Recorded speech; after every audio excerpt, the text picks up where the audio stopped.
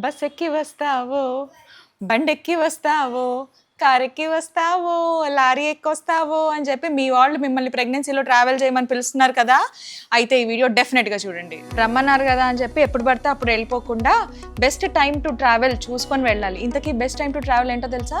4th నుంచి 6th month వరకు, second trimester అంటాం అన్నమాట దీన్ని. టైమింగ్ ఓకే, కానీ ఎలా ట్రావెల్ చేయాలి అది కూడా డౌట్ ఉంది కదా.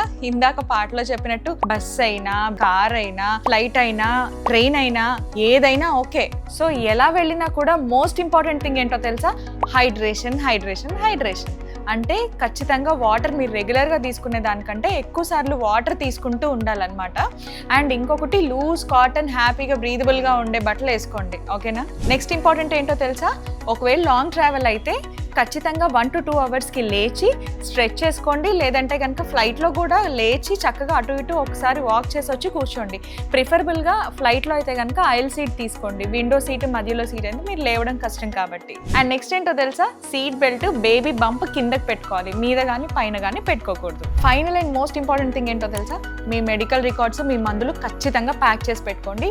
అండ్ మీ గైనకాలజిస్ట్ని కలవకుండా, తన సజెషన్ తీసుకోకుండా మాత్రం ట్రావెల్ చేయకండి.